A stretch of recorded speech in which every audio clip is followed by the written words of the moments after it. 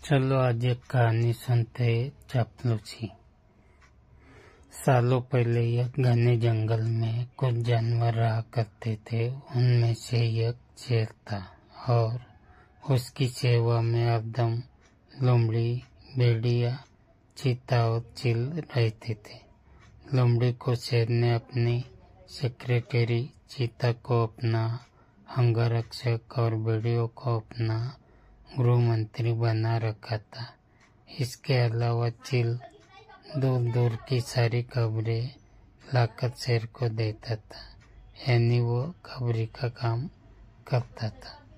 इन चारों को भले ही शेर ने अच्छे अच्छे पद दे रखे थे, लेकिन दूसरे जानवर इन्हें चापलूस मंडली कहते थे। सबको पता था कि चारों कोई काम करे चाहे न करे, लेकिन शेर की चापलूसी खूब अच्छे से करते हैं।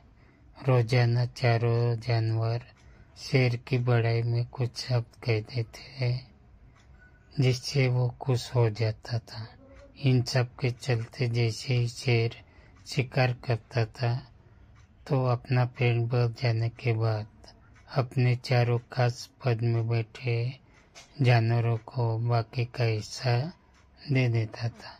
इसी तरह लोमड़ी, भेड़िया, चीता और चील की जिंदगी बड़े ही आराम से कट रही थी। एक दिन खबरी चील ने अपने चापलूस दोस्तों को आकर बताया कि काफी देर से सड़क के पास में ही एक कुंड बहता हुआ है। भेड़िया ने सुनते ही पूछा, क्या वो अपने काफिले वाले से बिछड़ गया है? चीते ने इस सवाल को सुनते ही कहा, चाहे जो भी हो, हम उसका शिकार करवा देते हैं। शेर से उसके बाद कई दिनों तक आराम से उसे खाएंगे। इस बात का सहमति देते हुए लोमड़ी ने कहा कि ठीक है, मैं जाकर राजा से बात करती हूँ। इतना कहकर सीधे लोमड़ी शेर के पास पहुंची और बड़े ही प्यार से बोली, महाराज, हमारा दूत खबर लेकर आया है कि यह कुंड हमारे इलाके में आकर सड़क के किनारे बैठा हुआ है। मुझे किसी ने बताया था कि मनुष्य जिन जानवरों को पालते हैं उनका स्वाद काफी अच्छा होता है, एकदम राजाओं के खाने के लायक। अगर आप कहे तो मैं यह ऐलान करवा दूं कि ऊंट आपका शिकार है। लोमड़ी की अच्छी बातों में आकर शेर ने कहा, ठीक है। इतना कहते ही वह उस जगह पर पहुंच गया जहाँ ऊंट बैठा हुआ था। शेर ने देखा कि ऊंट काफी कमजोर है और उसकी आंखें भी काफी पीली हो चुकी है। उसकी ऐसी हालत शेर से देखी नहीं गई। उसने उनसे पूछा कि दोस्त, तुम्हारी ऐसी हालत कैसे हो गई?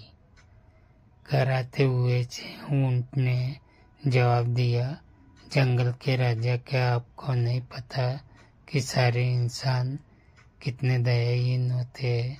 सारी उम्र मुझसे एक व्यापारी ने माल ढुलाया, अब मैं बीमार हो गया तो उसने मुझे अकेले मरने के लिए छोड़ दिया।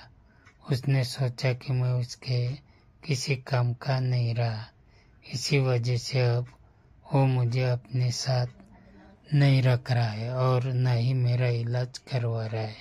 अब आप ही मेरा शिकार कर दीजिए ताकि मुझे इस दर्द से मुक्ति मिल जाए। इन सब बातों को सुनकर शेर काफी दुखी हुआ। उसने उनसे कहा कि अब तुम इसी जंगल में रहोगे हमारे साथ, या तुम्हें कोई भी नहीं मारेगा। ऐसा ऐलान कर देता हूँ कि तुम्हारा शिकार कोई जानवर नहीं करेगा। शेर की इस दयालुता को देखकर चारों चापलूस जानवर दंग रह गए। अब धीमी आवाज में भेड़िए ने कहा, कोई नहीं, बाद में इसे किसी तरह मरवा देंगे। अभी जंगल के राजा का आदेश मान लेते हैं। ऊंट अब उसी जंगल में आराम से रह रहा था, अच्छे से हरी घास खाते खाते। ऊंट एक दिन बिल्कुल स्वस्थ हो गया। वो हमेशा शेर के प्रति आदर भाव रखता था और शेर के दिल में भी उसके लिए दया प्रेम भावना दर्शाती थी। अब शेर की सही सवारी भी स्वस्थ ऊंट निकालता था। वो शेर के चारों खास पदाधिकारी जानवरों को अपनी पीठ पर बैठाकर चलता। एक दिन चापलूस जानवरों ने जंगल के राजा शेर को हाथी का शिकार करने के लिए कहा। राजा भी मान गया, लेकिन हाथी पागल था। उसने शेर को बुरी तरह से पटक दिया। किसी तरह शेर पागल हाथी से बच गया तो, लेकिन उसे काफी चोट लग गई। अब बीमार शेर बिना शिकार किए किसी तरह अपनी जिंदगी जीने लगा। उसके सेवक भी भूखे थे।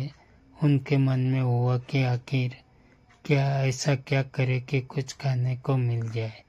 फिर उसका ध्यान हट्टे कट्टे हो चुके ऊंट पर गया। सबने मिलकर एक तरकीब सोची और राजा के पास चले गए। सबसे पहले भेड़िए ने कहा कि महाराज, आप कितने दिनों तक भूखे रहेंगे? मेरा शिकार करके मुझे खा लीजिए, आपकी भूख मर जाएगी। फिर चील कहने लगी कि राजा साहब, भेड़िए का मांस खाने लायक नहीं होता है, आप मुझे खा लीजिए। चील को पीछे धकेलते हुए लोमड़ी बोली, तुम्हारा मांस इनके दांतों में ही लगकर रह जाएगा, आप इसे छोड़िए, मुझे खा लीजिए। एकदम से फिर चीता बोला कि इसके शरीर में आपको सिर्फ बाल ही मिलेंगे, आप मुझे खाकर अपनी भूख मिटा लीजिए।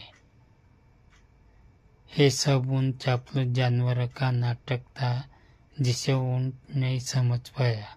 उसने भी एकदम से कहा, महाराज, मेरी जिंदगी तो आपकी ही दी हुई है, आप इस तरह से भूखे क्यों रहोगे? आप मुझे मारकर खा लीजिए। चारों चापलूस जानवरों को इसी बात का इंतजार था।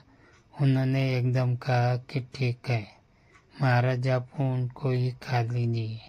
अब तो ये खुद ही कह रहा है कि मुझे खा लो, और इसके शरीर में मांस भी काफी ज्यादा है। अगर आपकी तबीयत ठीक नहीं लग रही है तो इसका शिकार हम कर लेते हैं। इतना कहते ही चीते और भेड़िए ने मिलकर एक साथ ऊंट पर हमला कर दिया। कुछ ही देर में ऊंट की मौत हो गई। इस कहानी से हमें ये सीख मिलती है, अपने आसपास चापलूस लोगों को नहीं रखना चाहिए। वो हमेशा अपने फायदे की ही सोचते हैं।